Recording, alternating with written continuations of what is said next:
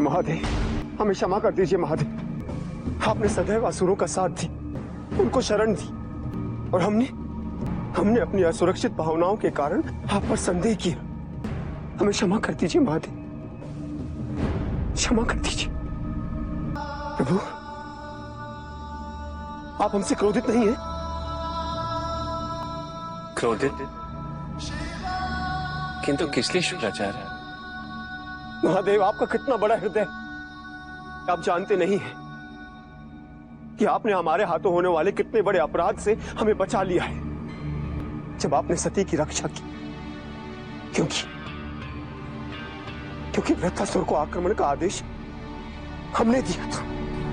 किंतु महादेव, वो हमारी बहुत बड़ी भूल थी, और उस बात की अनुभूति हमें तब हुई जब दक्ष ने आपका अपमान किया, और उसी क्षण हम अपने आप से अपना नियंत्रण खो बैठे और हमने सेना को आक्रमण करने का आदेश दे दिया। किंतु महादेव, आक्रमण का आदेश आपका अपमान करना नहीं था, अभी तो आपके अपमान का बदला लेना था। क्योंकि आप भी जानते हैं दक्ष ने जो कुछ किया वो सही नहीं था। दक्ष जो कुछ भी कर रहे हैं उसमें उनकी मंशा बदला लेने की ही है।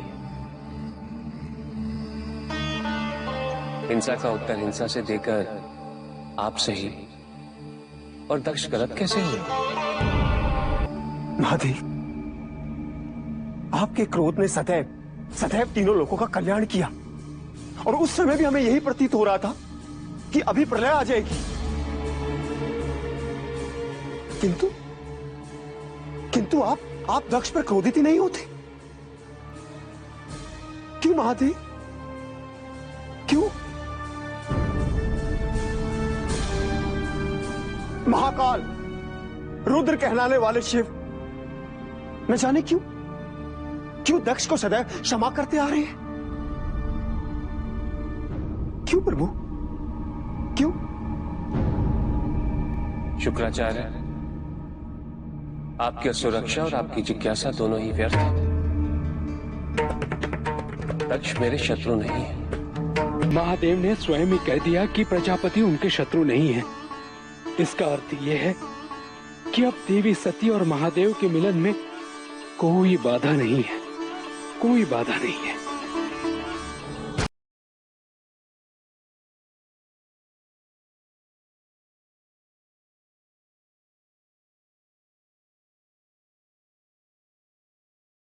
प्रभु, प्रजापति दक्ष ने महामंडल की बैठक में आपके साथ जो किया, उसे क्या कहूं? उनकी नासमझी या उनकी मूर्खता? परंतु प्रभु, आपने जिस प्रकार परिस्थिति को संभाला, केवल आप ही कर सकते थे। इतना धैर्य, इतना संयम। परंतु प्रभु, इससे पहले की एक घटना है जो कुछ समझ में नहीं आई। बहुत विचार किया, परंतु महादेव, जब देवी सती आपसे मिलने आई तो आप स्वयं भी उनसे मिलने गए, परंतु उनसे मिलते ही आपने उन्हें लौट जाने के लिए कहा। क्यों प्रभु? आपके नाम से सुसज्जित कमल फूल से लेकर यहां तक सारा घटनाक्रम एक ही ओर संकेत करता है, किंतु आप स्वीकार नहीं कर रहे। प्रभु, आप तो स्वयं महाकाल हैं। काल के जन्म से पहले आपका नाता सती से ही तो था। फिर भी स्वीकार क्यों नहीं कर रहे प्रभु? क्यों? क्योंकि यह संभव नहीं है देवर्षि। मुझ में सब कुछ निहित है। समय, योग, परिवर्तन, मैं इन सबसे परे हूं। ये सब मेरे अधीन है। किंतु सती का जन्म एक मानव शरीर में हुआ, और 5 तत्वों से बने मानव शरीर की आयु, स्मृति और अनुभूति, इन सब की एक सीमा है। जिस दिन सती इस स्मृति से जाग जाएगी, उसे इस शरीर का त्याग करना ही होगा। ये तो मैं भी समझ रहा हूं प्रभु, परंतु जो समझ में नहीं आ रहा वो ये है कि सब कुछ जानते हुए प्रथमतः जब सती ने आपको बुलाया तब आप क्यों गए? देवर्षि नारद, मुझे सती के हर आह्वान पर जाना ही होगा, क्योंकि सत्य तो यही है कि मैं उससे अलग न लगूं। किंतु सत्य ये भी है कि मैं कभी उसे अपने आप से जोड़ नहीं सकता।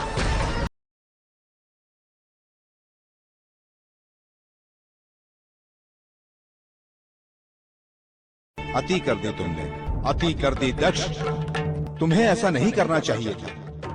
मैं नहीं करता तो कौन करता? करने की आवश्यकता क्या थी? अपने पिता के लिए, अपने पिता के अपमान के लिए, अपनी पुत्री के उद्धार के लिए। अपमान तो तुमने मेरा किया है दक्ष। मुझसे प्राप्त वरदान के द्वारा महादेव को श्राप देकर उन्होंने तो मेरा एक सिर काटा था, लेकिन तुमने क्या किया? जो तुमने किया है उससे ऐसा लगता है जैसे लज्जा से मेरे चारों सिर ही क्यों न कट गए। आज जिससे तुम सती का उद्धार समझ रहे हो, आगे चलकर वो उसके पतन का कारण भी बनेगा दक्ष। पुत्री मोह में आकर तुम सती की वास्तविकता भूल गए हो दक्ष। पर अब तुम्हें स्मरण करना ही होगा। ये तुम्हारे लिए अनिवार्य है। तुमने वर्षों तपस्या करके देवी शक्ति को प्रसन्न कर उनसे वरदान मांगा कि वो तुम्हारी पुत्री बनकर जन्म ले। भूल गए? क्या ये भी भूल गए कि तुमने वरदान क्यों मांगा था? ताकि महादेव सती से विवाह करके संसार का उद्धार करें, सृजन की क्रिया को पूरा करें। नियति का वो क्रम उसी क्षण आरंभ हो गया था और तुम ही उसके कारण थे दक्ष। तुम ही उसके कारण थे। अब तुम कितना भी प्रयत्न कर लो, नियति को पूरा होने से रोक नहीं पाओगे। असंभव है पुत्र, असंभव। इसीलिए कह रहा हूं, हठ मत करो। अपने मन से ये विचार निकाल दो, क्योंकि अंत में निराशा तुम्हें ही मिलेगी पुत्र। प्रसन्नता हुई मुझे ये देखकर कि आपको मेरी चिंता है, लेकिन दुख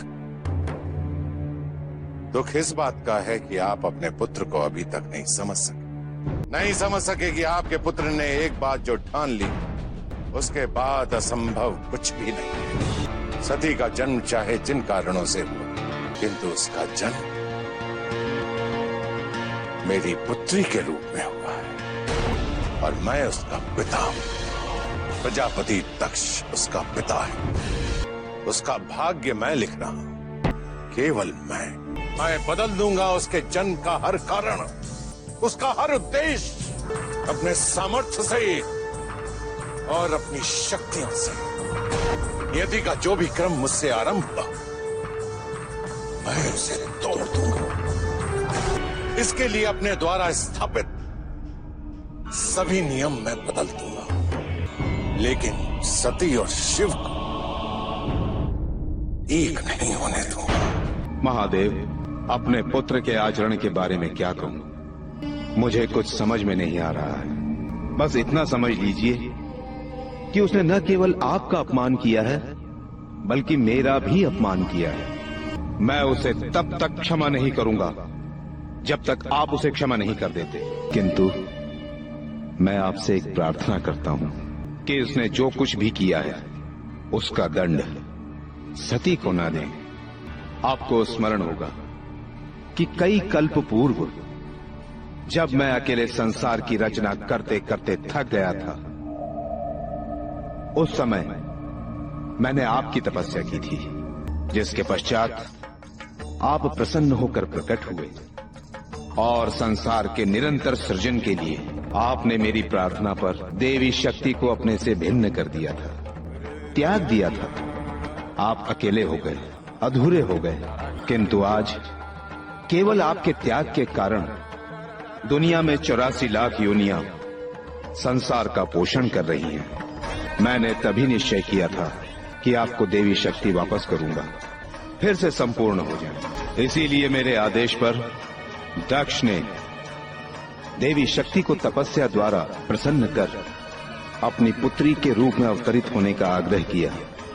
हाँ महादेव, सती ही आपकी देवी शक्ति है। सती को स्वीकार कर लीजिए। मैं आपसे विनती करता हूं, आप उन्हें स्वीकार कीजिए।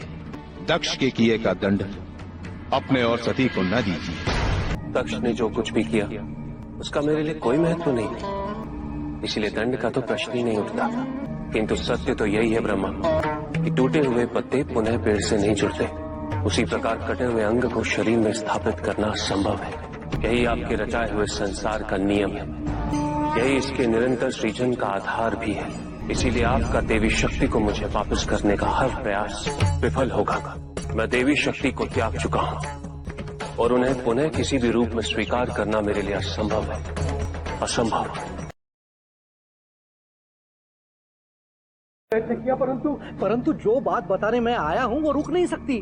महादेव, आपने महामंडल की बैठक का निमंत्रण स्वीकार क्या किया? तीनों लोग में यही चर्चे गूंज रहे हैं। कहीं भवें तन रही है, कहीं पैरों तले धरती हिल रही है जैसे भूचाल आ गया हो।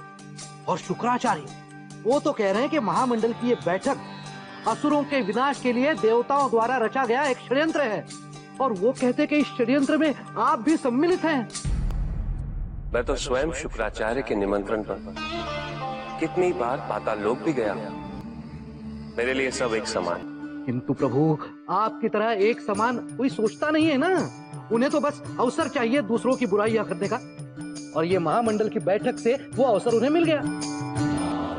परंतु प्रभु, इस महामंडल की बैठक में शुक्राचार्य का भय नहीं है।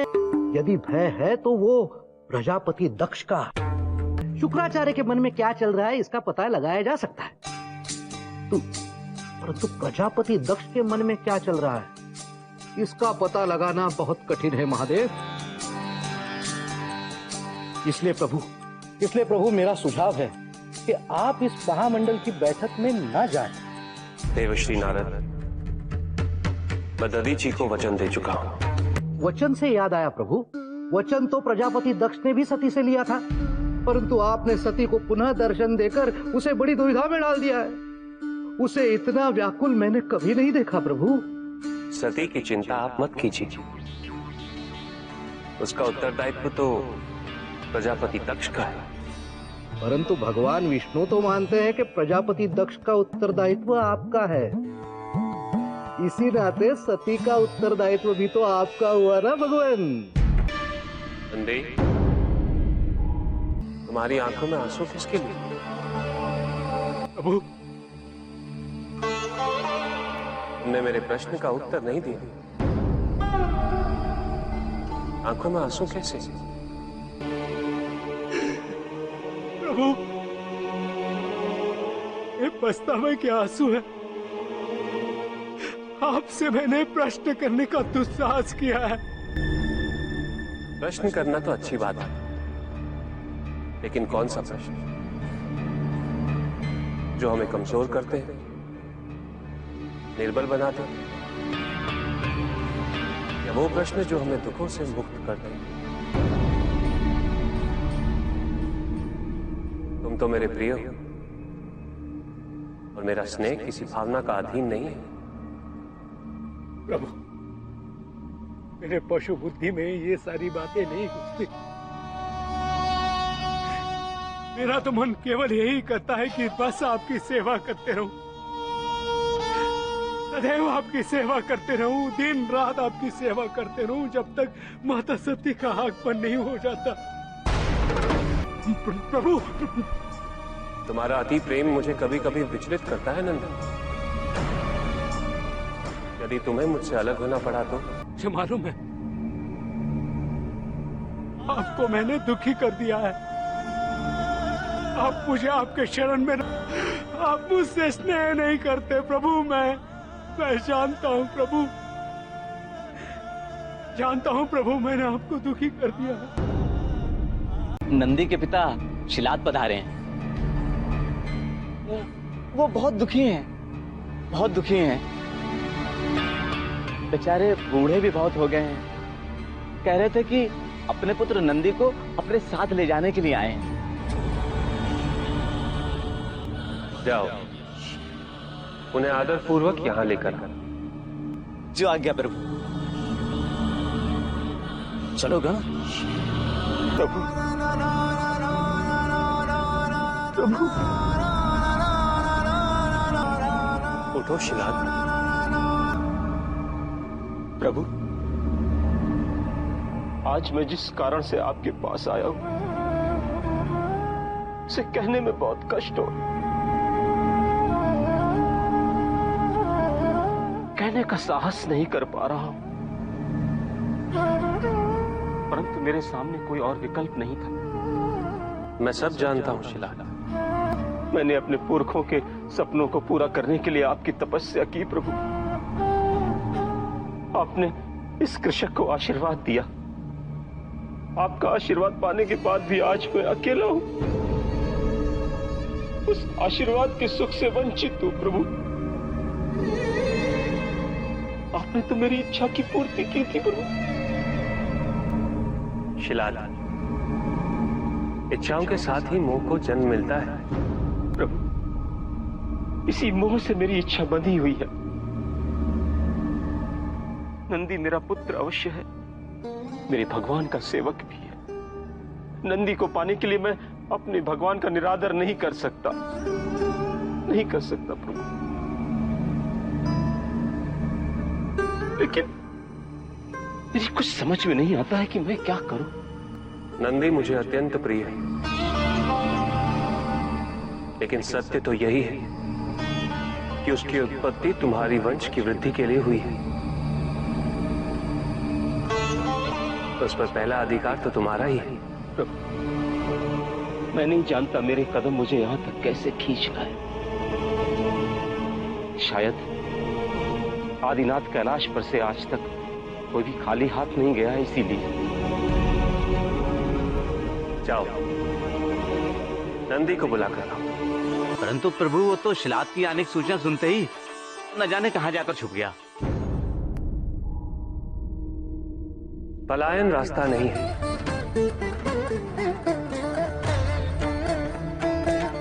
मेरी सेवा का उत्तरदायित्व नंदी ने पूरा कर लिया है। अब उसे अपने पिता के प्रति अपना कर्तव्य पूरा करना है। उसे कहो हमने बुलाया है। जो आज्ञा प्रभु। नंदी आ गया। आओ नंदी, अपने पिता से मिलो। नंदी, यहां आओ। तुम तो जानते हो ना नंदी, माता पिता के लिए संतान का सुख सबसे बड़ा सुख होता है। और सेवक के लिए अपने स्वामी की सेवा से बढ़कर क्या है? तुमने मेरी बहुत सेवा की है नंदी, और मुझे उसकी अति प्रसन्नता भी है। किंतु अब तुम्हारे पिता को तुम्हारी आवश्यकता है। क्या सब कुछ आवश्यकता पर ही निर्भर करता है? इन्हें पुत्र की आवश्यकता थी। आपके आशीर्वाद से मेरी उत्पत्ति हुई। आज आपको मेरी आवश्यकता नहीं, आप मुझे कैलाश छोड़ इनके साथ जाने के लिए कह रहे हैं। किंतु प्रभु, मेरे बारे में कौन सोचेगा? मैंने आज तक आपकी सेवा इसलिए नहीं की क्योंकि मुझे इसकी आवश्यकता थी। नहीं प्रभु, नहीं। मैंने आपकी सेवा की इसलिए क्योंकि यही मेरे जीवन का लक्ष्य है, यही मेरे अस्तित्व का आधार है प्रभु। आपकी सेवा करना ही इस नंदी की पहचान है। तो आपकी सेवा के ये नंदी कौन है प्रभु? कोई प्रभु, आपकी सेवा करना इस नंदी के लिए स्वाभाविक है, उतना ही जितना सांस लेना, हृदय का धड़कना, नेत्रों का देखना, कानों का सुनना। और प्रभु, आप इस नंदी के बिना रह पाएंगे? बताइए प्रभु, रह पाएंगे? हाँ हाँ, रह लूंगा मैं। प्रभु, किंतु मैं एक पल भी आपके बिना रह नहीं पाऊंगा, एक पल भी, कदापि नहीं। यदि आपको मुझे यहां से निकालना ही था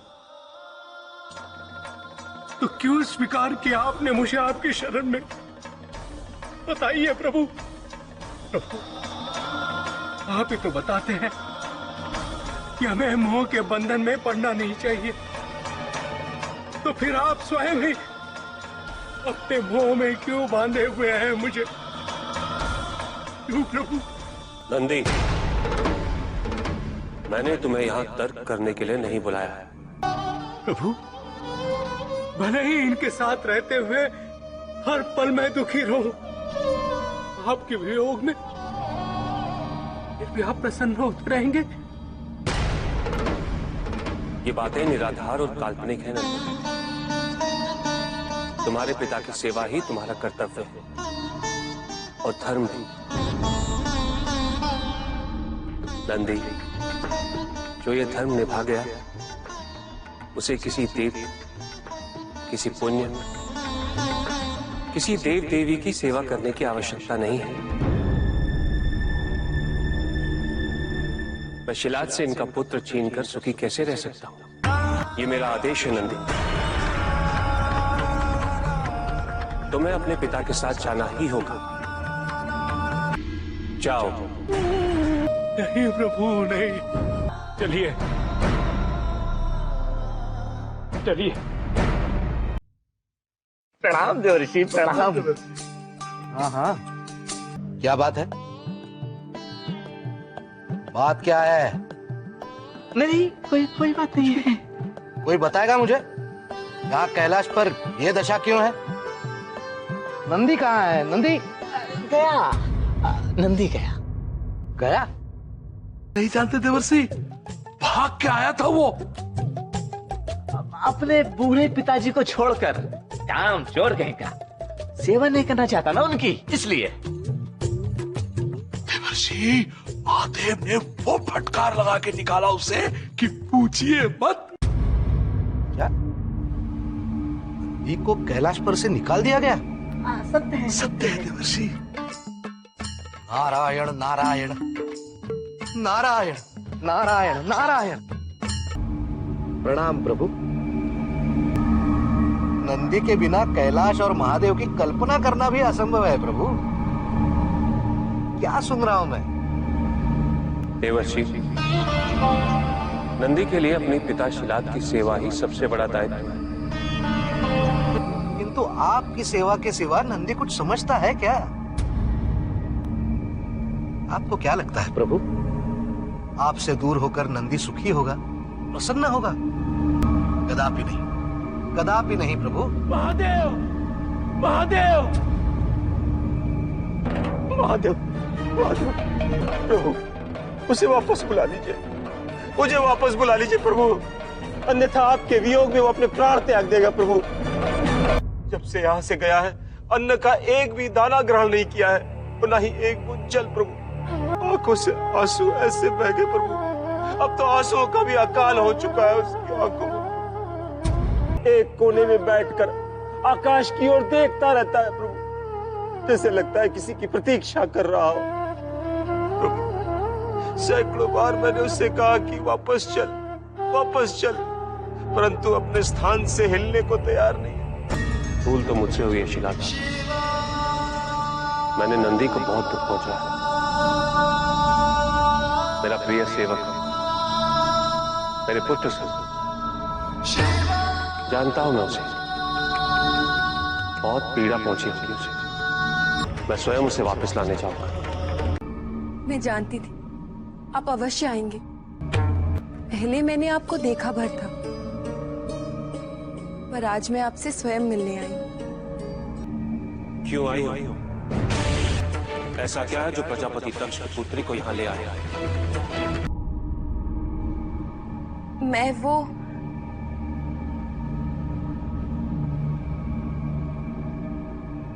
इसी प्रश्न का उत्तर ढूंढने आई हूं। आपसे मिलने के बाद मैं नहीं रही। ऐसा क्या है जो मुझे आपकी ओर? कुछ नहीं।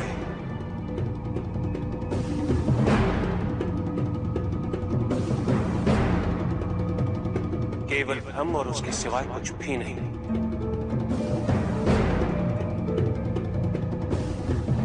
इस संयोग को कोई परिभाषा देना उचित नहीं है सती।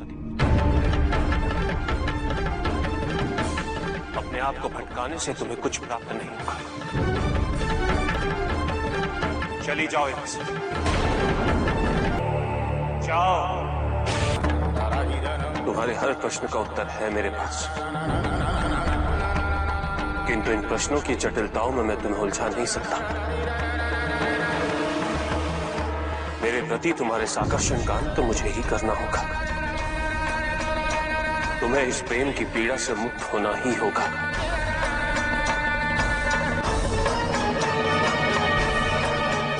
वियोग की घटना पुनः नहीं घटेगी और ना ही मैं ऐसा होने दूंगा। प्रणाम देव ऋषि। ऋषि मुनि, महादेव का प्रसाद दो। महादेव का प्रसाद है, पी लीजिए। हाँ, महादेव के प्रसाद का आदर तो मैं भी करता हूँ। प्रभु, मैंने सुना है कि आपने वृत्रासुर से देवी सती की रक्षा की। तो क्या इसका अर्थ यह है कि आपके मन में देवी सती के प्रति? देवलोक के हथगंडे यहाँ मत अपनाइए नारद।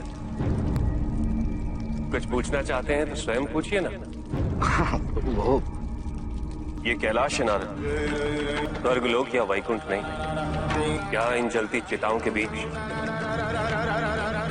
आज आपका खड़ा रहना भी दूभर हो रहा है, जबकि आप तो स्वयं सारे ब्रह्मांड का भ्रमण करते हैं। इन लोगों को देख रहे हैं आप? ये वही लोग हैं जिन्हें आपके संसार ने कोई स्थान नहीं दिया। ये वही लोग हैं जिनके पास आज कैलाश के बिना कुछ भी नहीं, और जिसकी बात आप करना चाहते हैं उसके पास तो संसार के सारे सुख हैं। आप स्वयं बताइए, कैसे संभव होगा उसका यहां रहना? बताइए ना।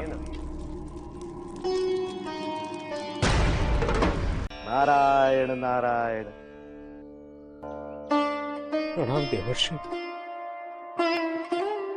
मैं तुम्हारा प्रणाम कैसे स्वीकार करूं नंदी? तुम तो मेरी ओर देख भी नहीं रहे हो। मुझे क्षमा कर दीजिए देवर्षि। देवर्षि, कहीं आप कैलाश से तो नहीं आए? बताइए देवर्षि, कैसे है मेरे प्रभु?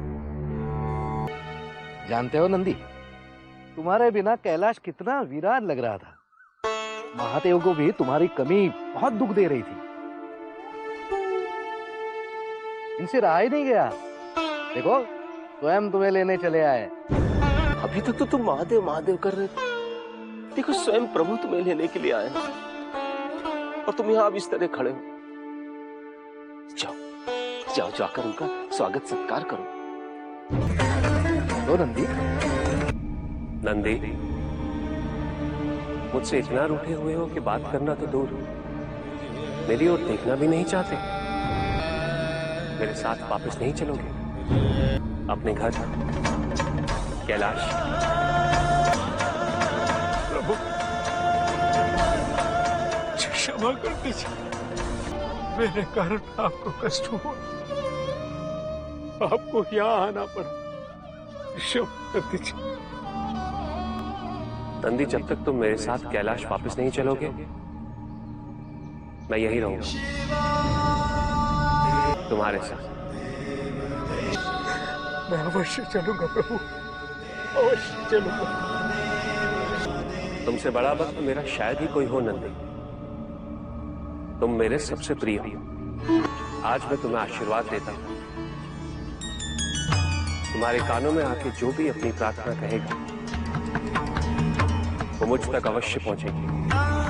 मुझे क्षमा कर दीजिए पिताजी,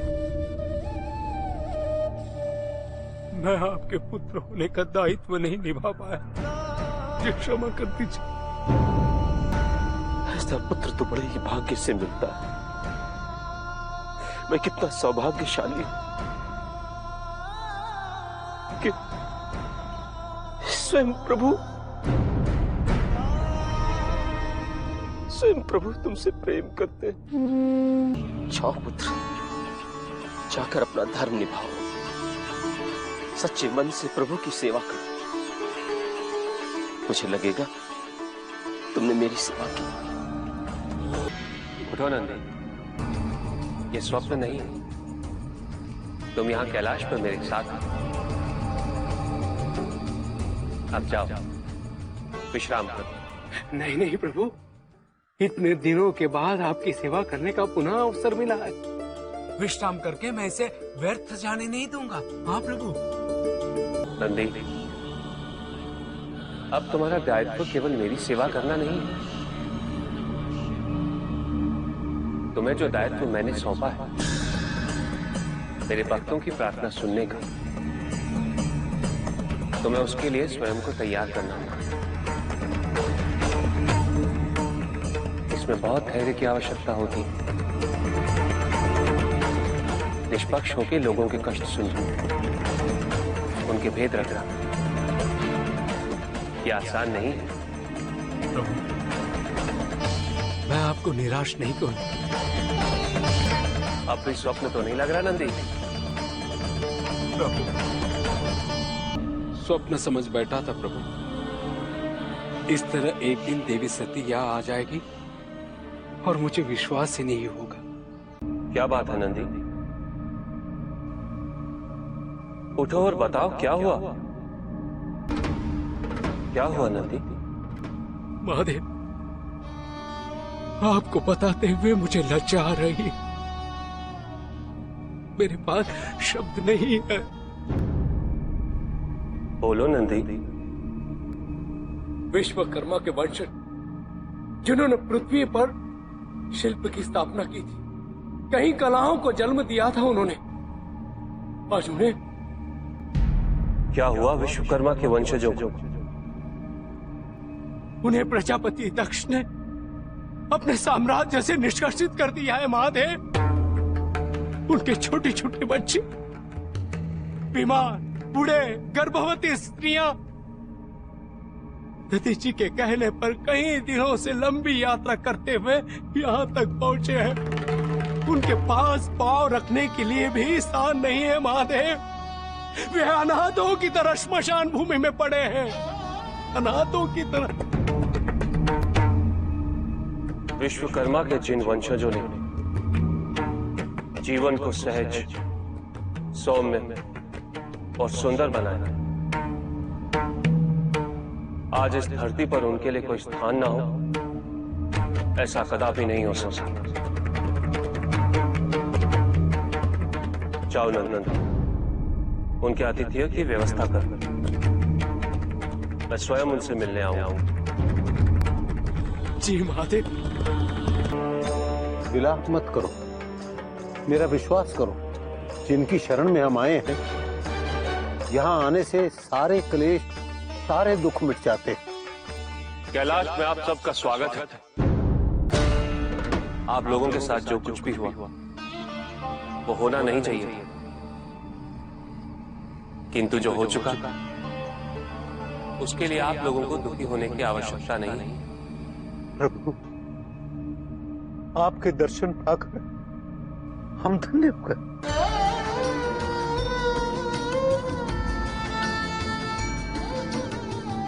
हम दुखी नहीं है प्रभु, हम प्रसन्न हैं। देखिए, हमारे होंठों पर मुस्कान, हमारी आंखों में प्रसन्नता के आंसू हैं। हमसे बड़ा सौभाग्यशाली और कौन होगा जो आज हम आपकी शरण में है प्रभु। शिल्पकार, चहचहाने वाली चिड़ियों का गान हमेशा प्रसन्नता का गान नहीं होता। दुख, पीड़ा और मोह, ये सब अलग नहीं, एक समान। तुम्हारा मोह ही तुम्हारा दुख और तुम्हारे मोह का त्याग तुम्हें पूर्ण रूप से सुखी कर सकता है। नंदी, ये लोग बहुत लंबी यात्रा तय करके यहाँ आए। आज रात इनके यहाँ रहने का और भोजन की व्यवस्था कर, मैं आज रात का भोजन इन सब के साथ करूंगा। प्रभु, आपने तो हमें धन्य कर दिया। सुना आपने, भगवान आज हमारे साथ भोज करेंगे। धन्य है आप प्रभु, धन्य है आप, धन्य है।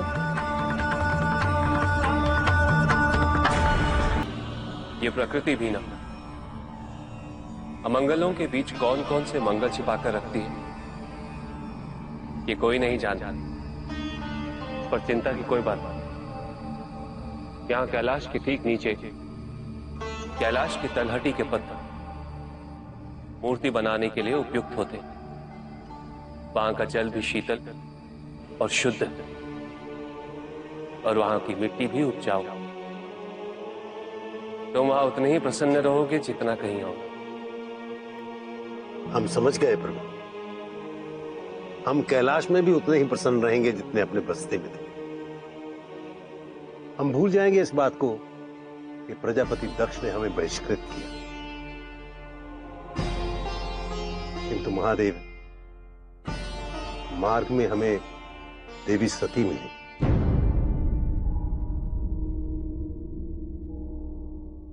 प्रजापति दक्ष ने तो हमें निर्वासन का दंड दे दिया और हम आपकी शरण में आ गए। प्रभु, आपका ये सेवक आज आपसे देवी सती के बारे में पूछ कर ही रहेगा। भले ये नंदी आपके क्रोध का शिकार हो या आप मुझसे नाराज हो, किंतु मैं आपसे पूछ कर ही रहूंगा। देवर्षि नारद ने मेरी आंखें खोली है प्रभु। हाँ मेरे महादेव तो सदैव सबके बारे में चिंतित रहते हैं, किंतु मेरे महादेव के बारे में कभी कोई नहीं सोचता। किंतु प्रभु, ये सेवक केवल आपके बारे में सोच रहा है। हाँ, आज तो मैं आपसे पूछ कर ही रहूंगा। प्रभु, भोजन।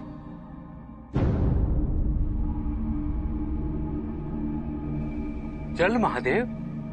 नहीं नंदी। प्रभु, आज आप समाधि से इतनी जल्दी कैसे आ गए? समाधि क्या है नंदी? बस एक द्वारी तो है।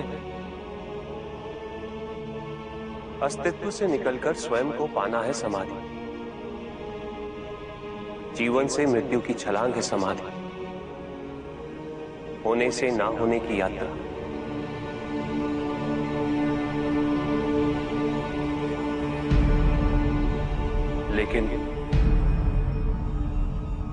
लेकिन आज कुछ ऐसा घटित हुआ, ऐसे संक्रमण ने मुझे घेर लिया था, मानो मेरे अंदर ही कोई और घटना चल रही थी।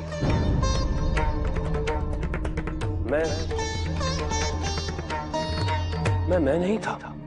प्रभु, आप तो आदिनाथ हैं, सर्वज्ञ हैं। आपको कैसे इस अनुभूति का अर्थ मालूम नहीं होगा? सर्वज्ञ कहो या आदिनाथ,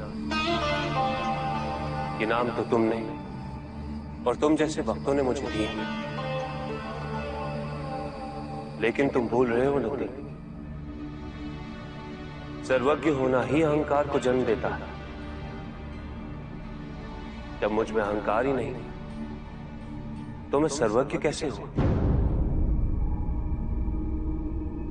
संपूर्ण होने के लिए कुछ ना जानना भी जरूरी होता है। किंतु प्रभु, आपका ये भक्त सब कुछ जानता है कि हमारे प्रभु अकेले क्यों है, अशांत क्यों है। मैं पूर्ण हूं नंदी। नहीं नहीं प्रभु, आज आपका ये सेवक आपकी कोई बात नहीं सुनने वाला।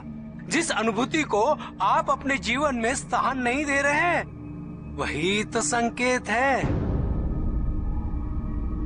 देवर्षि नारद भी तो यही कह रहे थे कि... नारद आए कुछ कहा और तुमने सुन लिया। ऐसी अनुभूति का मेरे लिए कोई महत्व नहीं। ये संक्रमण एक घटना मात्र है, जिसका मेरी तपस्या और मेरी साधना पर कोई असर नहीं पड़ने वाला। मुझे किसी की आवश्यकता नहीं। तीनों काल मुझ में समाये, भूत, वर्तमान, भविष्य, तीनों कालों के प्रवाह आते जाते रहे, किंतु मैं महाकाल हूं। इन प्रभावों के प्रभाव मुझे अस्थिर नहीं कर सकते, किंतु मेरी एक शर्त है। महामंडल में मेरी उपस्थिति का परिणाम जो भी होगा, आप अपने आप को दोष नहीं देंगे, परिणाम अच्छा ही होगा। ठीक है, मैं ये निमंत्रण स्वीकार कर लेता हूं। हम धन्य हुए प्रभु, हम धन्य हुए। किंतु मेरी एक शर्त है।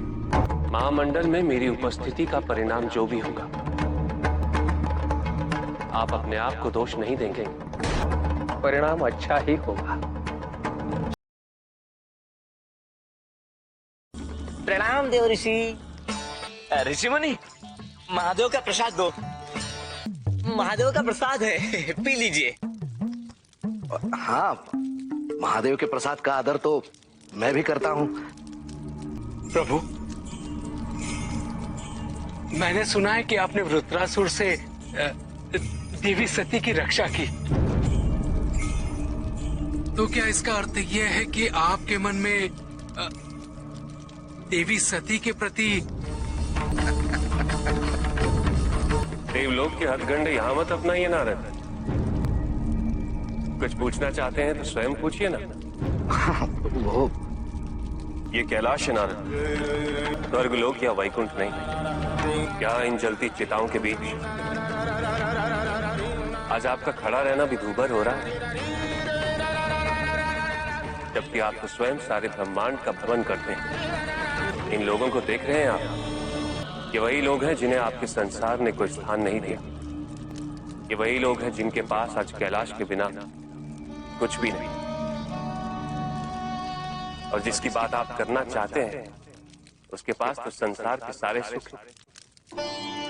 आप स्वयं बताइए, कैसे संभव होगा उसका यहां रहना? बताइए ना। नारायण नारायण।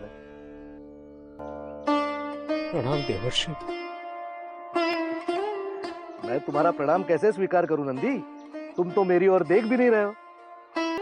मुझे क्षमा कर दीजिए देवर्षि। देवर्षि, कहीं आप कैलाश से तो नहीं आए? बताइए देवर्षि, कैसे है मेरे प्रभु? जानते हो नंदी, तुम्हारे बिना कैलाश कितना वीरान लग रहा था। महादेव को भी तुम्हारी कमी बहुत दुख दे रही थी। इनसे रहा ही नहीं गया। देखो, स्वयं तुम्हें लेने चले आए। अभी तक तो तुम महादेव महादेव कर रहे थे, देखो स्वयं प्रभु तुम्हें लेने के लिए आए और तुम यहाँ अब इस तरह खड़े हो। जाओ जाओ, जाकर उनका स्वागत सत्कार करो। तो नंदी, नंदी, मुझसे इतना रूठे हुए हो कि बात करना तो दूर, मेरी ओर देखना भी नहीं चाहते। मेरे साथ वापस नहीं चलोगे अपने घर कैलाश? प्रभु, क्षमा कर दीजिए, मेरे कारण आपको कष्ट हुआ, आपको यहाँ आना पड़ा। क्षमा कर दीजिए। नंदी, जब तक तुम मेरे साथ कैलाश वापस नहीं चलोगे, मैं यही रहूंगा तुम्हारे साथ। मैं अवश्य चलूंगा प्रभु, अवश्य चलूंगा। तुमसे बड़ा भक्त मेरा शायद ही कोई हो नंदी। तुम मेरे सबसे प्रिय हो। आज मैं तुम्हें आशीर्वाद देता हूं। तुम्हारे कानों में आके जो भी अपनी प्रार्थना कहेगा वो मुझ तक अवश्य पहुंचेगी। मुझे क्षमा कर दीजिए पिताजी, मैं आपके पुत्र होने का दायित्व नहीं निभा पाया। मुझे क्षमा कर दीजिए। ऐसा पुत्र तो बड़े ही भाग्य से मिलता है। मैं कितना सौभाग्यशाली हूं कि स्वयं स्वयं प्रभु तुमसे प्रेम करते हैं। जाओ पुत्र, जाकर अपना धर्म निभाओ, सच्चे मन से प्रभु की सेवा करो। मुझे लगेगा तुमने मेरी सेवा की। उठो नंदी, ये स्वप्न नहीं है। तुम यहाँ कैलाश पर मेरे साथ हो। अब जाओ, विश्राम करो। नहीं नहीं प्रभु, इतने दिनों के बाद आपकी सेवा करने का पुनः अवसर मिला है। विश्राम करके मैं इसे व्यर्थ जाने नहीं दूंगा। हाँ प्रभु। नंदी, अब तुम्हारा दायित्व केवल मेरी सेवा करना नहीं है। तुम्हें जो दायित्व मैंने सौंपा है, मेरे भक्तों की प्रार्थना सुनने का, तुम्हें उसके लिए स्वयं को तैयार करना होगा। इसमें बहुत धैर्य की आवश्यकता होती है। निष्पक्ष होकर लोगों के कष्ट सुनना, उनके भेद रखना, यह आसान नहीं है। प्रभु, मैं आपको निराश नहीं करूंगा। अब कोई स्वप्न तो नहीं लग रहा नंदी? प्रभु, स्वप्न समझ बैठा था प्रभु। इस तरह एक दिन देवी सती यहाँ आ जाएगी और मुझे विश्वास ही नहीं होगा। नंदी के पिता शिलाद पधारे हैं। वो बहुत दुखी हैं, बहुत दुखी हैं।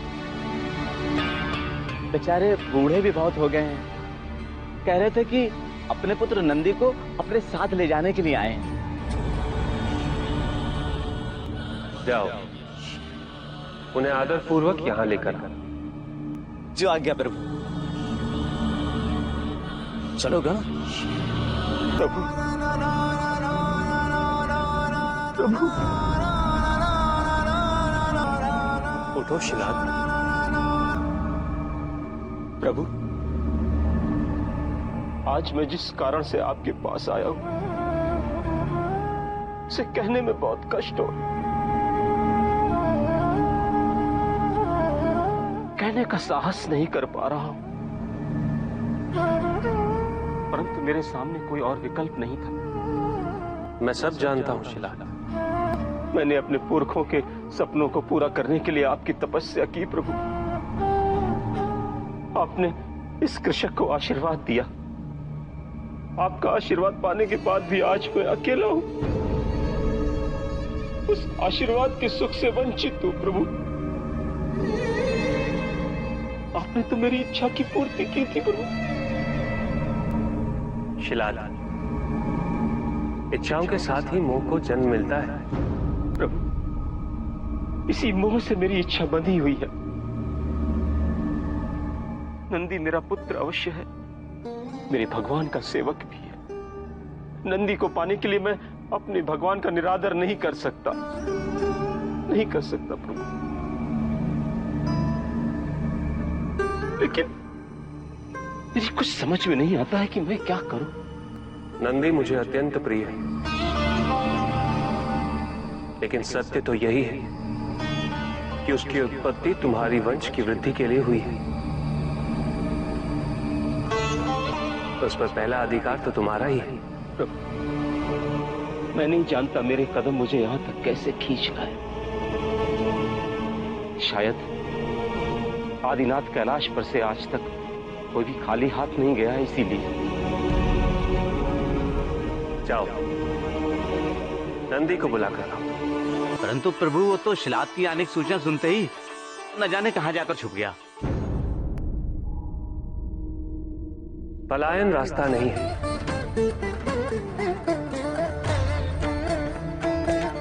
मेरी सेवा का उत्तरदायित्व नंदी ने पूरा कर लिया है।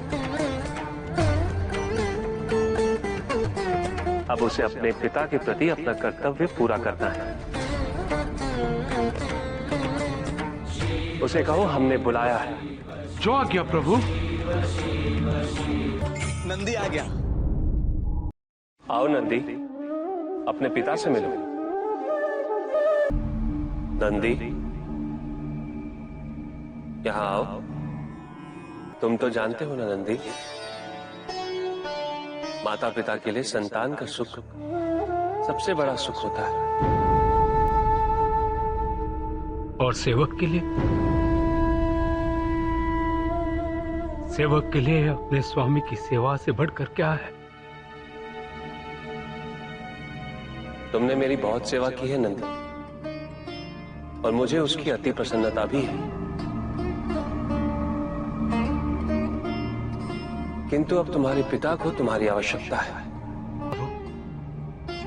क्या सब कुछ आवश्यकता पर ही निर्भर करता है? इन्हें पुत्र की आवश्यकता थी। आपके आशीर्वाद से मेरी उत्पत्ति हुई। आज आपको मेरी आवश्यकता नहीं, आप मुझे कैलाश छोड़ इनके साथ जाने के लिए कह रहे हैं। किंतु प्रभु, मेरे बारे में कौन सोचेगा? मैंने आज तक आपकी सेवा इसलिए नहीं की क्योंकि मुझे इसकी आवश्यकता थी। नहीं प्रभु, नहीं। मैंने आपकी सेवा की इसलिए क्योंकि यही मेरे जीवन का लक्ष्य है, यही मेरे अस्तित्व का आधार है। प्रभु, आपकी सेवा करना ही इस नंदी की पहचान है। तो आपकी सेवा के ये नंदी कौन है प्रभु? कोई प्रभु, आपकी सेवा करना इस नंदी के लिए स्वाभाविक है, उतना ही जितना सांस लेना, हृदय का धड़कना, नेत्रों का देखना, कानों का सुनना। और प्रभु, आप इस नंदी के बिना रह पाएंगे? बताइए प्रभु, रह पाएंगे? हाँ, रह लूंगा मैं। प्रभु, किंतु मैं एक पल भी आपके बिना रह नहीं पाऊंगा, एक पल भी, कदापि नहीं। यदि आपको मुझे यहां से निकालना ही था तो क्यों स्वीकार किया आपने मुझे आपकी शरण में? बताइए प्रभु। प्रभु, आप ही तो बताते हैं कि हमें मोह के बंधन में पड़ना नहीं चाहिए, तो फिर आप स्वयं ही अपने मोह में क्यों बांधे हुए हैं मुझे? क्यों प्रभु? नंदी, मैंने तुम्हें यहाँ तर्क करने के लिए नहीं बुलाया है। प्रभु, भले ही इनके साथ रहते हुए हर पल मैं दुखी रहूं, आपके वियोग में, फिर भी आप प्रसन्न होते रहेंगे। ये बातें निराधार और काल्पनिक है नंदी। तुम्हारे पिता की सेवा ही तुम्हारा कर्तव्य है और धर्म भी। नंदी, जो ये धर्म निभा गया, उसे किसी देव, किसी पुण्य, किसी देव देवी की सेवा करने की आवश्यकता नहीं है। मैं शिलाद से इनका पुत्र छीनकर सुखी कैसे रह सकता हूं? ये मेरा आदेश है नंदी। तुम्हें अपने पिता के साथ जाना ही होगा। जाओ। नहीं प्रभु, नहीं। चलिए, चलिए।